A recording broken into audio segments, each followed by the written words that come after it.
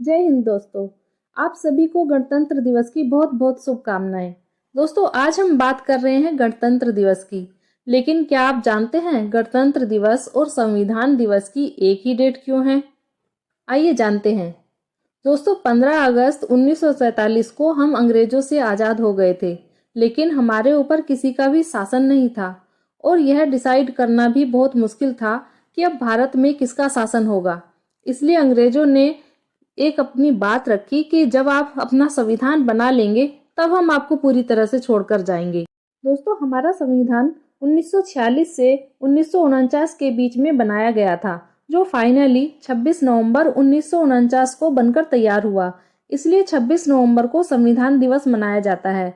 लेकिन दोस्तों, इसे लागू होने में 2 महीने लग गए थे, जो 26 जनवरी 1950 का दिन था।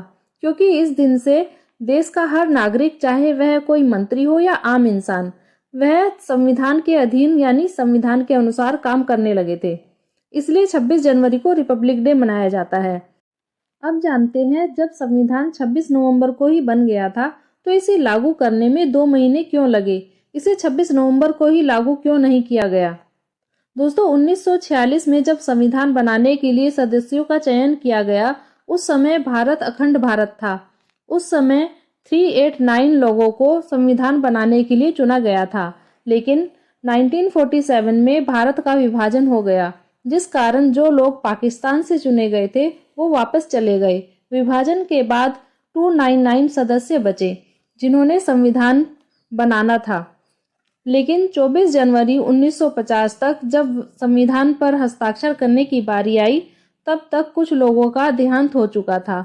1950 में 284 लोग बचे थे जो संविधान के लिए कार्य कर रहे थे। इसलिए संविधान में 284 लोगों के हस्ताक्षर हैं, जिसमें से 15 महिलाएं हैं जिन्होंने संविधान में अपना योगदान दिया। दोस्तों, संविधान बनाने के लिए 13 कमेटी बनाई गई थी और जो भी डिसीजन लिया जाता था सबकी सहमति से लिए जाते थे। जिस बात पर ज्यादा लोग सहमत होते थे वही डिसीजन माना जाता था। ये 13 कमेटी अलग अलग कार्य करती थी। इन 13 कमेटी में जो सबसे प्रमुख समिति थी, जिसका नाम था प्रारूप समिति, जिसे इंग्लिश में ड्राफ्टिंग कमेटी कहते हैं। इस ड्राफ्टिंग कमेटी के अध्यक्ष डॉक्टर भीमराव अंबेडकर जी थे, जो उस समय सबसे ज्यादा पढ़े लिखे और विद्वानों में आते थे। उन्होंने सभी कमेटियों का आपस में कोऑर्डिनेशन बनाया और कहाँ क्या गलत है, क्या सही है, उस सब में सुधार किया। दोस्तों, भीमराव अंबेडकर जी प्रमुख समिति के चेयरमैन थे, जिस वजह से इन्हें फादर ऑफ इंडियन कॉन्स्टिट्यूशन के नाम से भी जाना जाता है। दोस्तों, संविधान कुल मिलाकर 2 साल 11 महीने और 18 दिन में बनकर तैयार हुआ था। दोस्तों, संविधान को बनाने में बहुत मेहनत की गई। देश और नागरिकों के हित को ध्यान में रखते हुए इसमें अलग अलग देशों के संविधान को पढ़कर उनमें से कुछ अच्छी अच्छी बातें छांटकर इसमें लाई गई। हमारे देश का लिखित संविधान दुनिया का सबसे बड़ा लिखित संविधान है, जो 13 किलो का है, जो 26 नवंबर को बनकर तैयार हुआ था।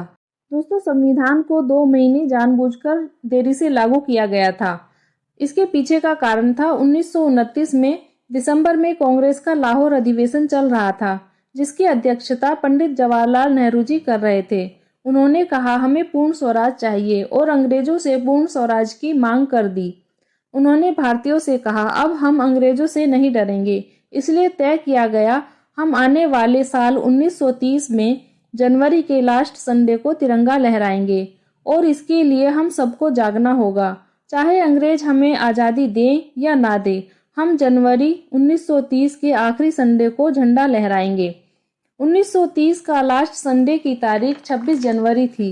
इसके बाद 1930 से हर साल 26 जनवरी को झंडा लहराकर भारतीय लोग स्वाधीनता दिवस मनाते आ रहे थे। लेकिन जब संविधान बनकर तैयार हुआ, वो तारीख थी 26 नवंबर। सबको लगा अब स्वाधीनता दिवस को छोड़कर 26 नवंबर को स्वाधीनता दिवस मनाना पड़ेगा। लेकिन पिछले 20 सालों से देशवासी 26 जनवरी को स्वाधीनता दिवस मनाते आ रहे थे। सबके अंदर खुशी भी थी कि हमारा संविधान बन गया है, लेकिन असमंजस की स्थिति भी थी। काफी सोच विचार करने के बाद सबने तय किया कि 26 नवंबर को हम संविधान दिवस मनाएंगे, क्योंकि संविधान 26 नवंबर को बनकर पूरा हुआ था, लेकिन इसे लागू 26 जनवरी को किया जाएगा ताकि स्वाधीनता का इतिहास भी बना रहे।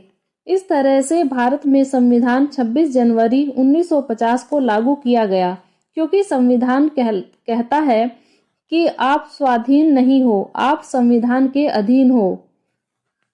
दोस्तों, 15 अगस्त 1947 में हम लोगों को आज़ादी मिली थी, देश आज़ाद हुआ था, लेकिन 26 जनवरी 1950 में भारत के पास अपना खुद का संविधान था। दोस्तों, उम्मीद है आपको यह जानकारी अच्छी लगी होगी। कमेंट बॉक्स में अपने विचार जरूर बताएं और वीडियो अच्छी लगी है तो इसको लाइक जरूर करें। जाते जाते 2 लाइनें वतन के लिए। फना होने की इजाज़त ली नहीं जाती, फना होने की इजाज़त ली नहीं जाती, ये वतन की मोहब्बत है जनाब, पूछ कर की नहीं जाती। जय हिंद।